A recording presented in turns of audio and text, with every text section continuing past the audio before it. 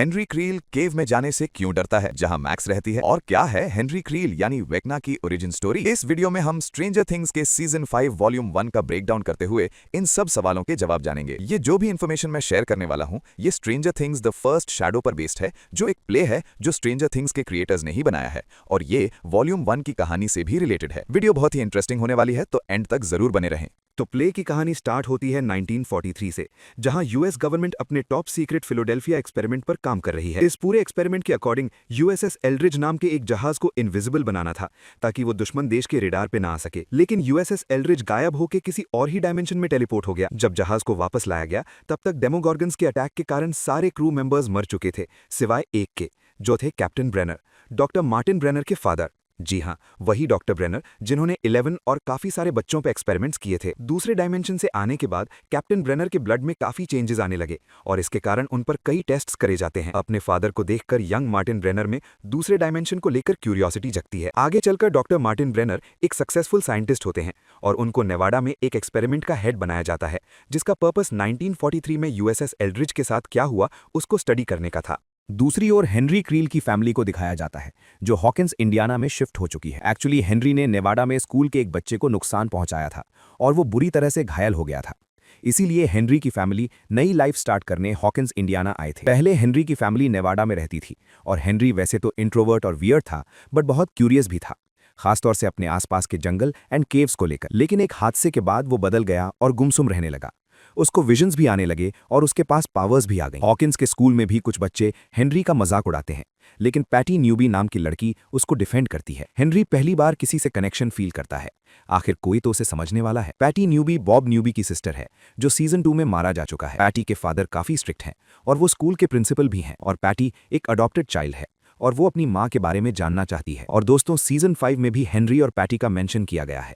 जब मैक्स वेक्ना की मेमोरीज में ट्रैप होती है, तब वो पास्ट के हॉकिंस स्कूल में जाती है, और यहाँ हमें हॉकिंस स्कूल में एक प्ले का पैम्पलेट दिखाया गया है। प्ले का नाम है ओक्लाहोमा, जिसमें पैटी और हेनरी भी एक्ट करेंगे, और इसकी डायरेक्टर और कोई नहीं, जॉयस बायर्स है। साथ ही इसमें माइक और नैन्सी के पेरेंट्स का नाम है, और इसमें हॉपर का एंड एडी मनसन के फादर एलन मनसन का भी नेम है। कहानी पर वापस आए तो एक दिन पैटी हेनरी को बताती है कि वो अपनी मदर को खोजना चाहती है।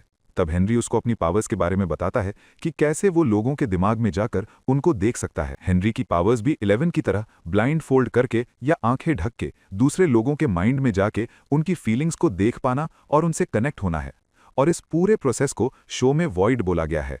इसी पावर्स के थ्रू हेनरी पैटी की मदर को भी सर्च करता है, क्योंकि पैटी एक अडॉप्टेड चाइल्ड है, और पैटी अपनी माँ से मिलना चाहती है। हेनरी उसकी मदर को ढूंढ लेता है, मगर वहां पैटी के फादर आ जाते हैं, और वो हेनरी को रोकते हैं, मगर हेनरी अपनी पावर्स का कंट्रोल खो देता है और उन पर ही अटैक कर देता है। हेनरी को माइंड फ्लेयर कंट्रोल करने लगता है, और उसकी आवाज़ धीरे धीरे वेक्ना की तरह होने लगी है, और वो ऊपर उठ रहा है। उसके पीछे वाइन्स भी आ गई हैं, जैसे वेक्ना के पीछे होती हैं। लेकिन पैटी उसे समझाती है, तुम उसे अपने पे हावी नहीं होने दो, तुम जीत सकते हो। लेकिन तब तक वो पैटी के फादर को काफी नुकसान पहुंचा चुका होता है। ये सब अगले दिन हॉकिंस के अखबारों में छप जाता है कि हॉकिंस स्कूल के प्रिंसिपल न्यूबी गिर गए और वो ब्लाइंड हो गए। इस पूरे इंसिडेंट को मिस्टीरियसली डाउन प्ले किया जा रहा था, लेकिन हेनरी की मदर वर्जीनिया क्रील को पता चल जाता है कि इस सब के पीछे हेनरी ही है, तो वो एक स्पेशलिस्ट डॉक्टर को बुलाती हैं हेनरी की मदद के लिए। ये डॉक्टर और कोई नहीं बल्कि डॉक्टर मार्टिन ब्रेनर ही होते हैं। डॉक्टर ब्रेनर हेनरी को अपने साथ लैब में ले जाते हैं।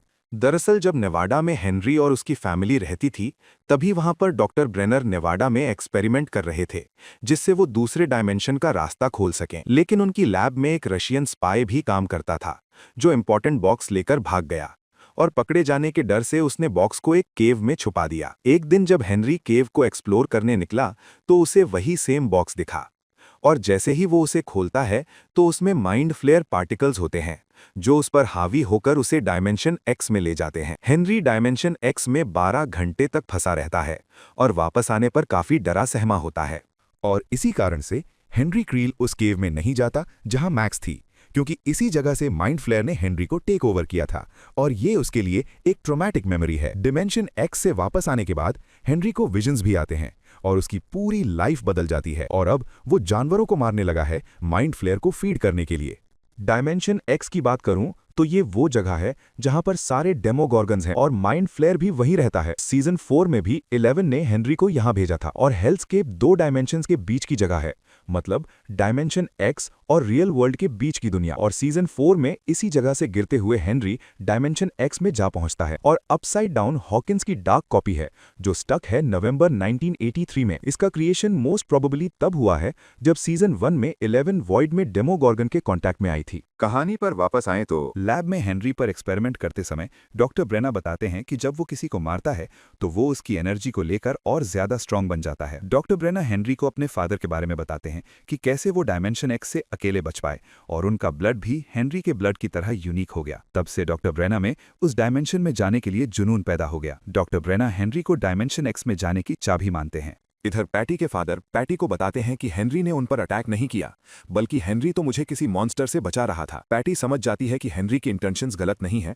बस वो अपनी पावर्स को कंट्रोल नहीं कर पाया। लैब में डॉक्टर ब्रेनर हेनरी को मेंटली इमोशनली वीक बोलकर उसे गुस्सा दिलाना चाहता है ताकि उसकी पावर्स एक्टिवेट हो पाएं।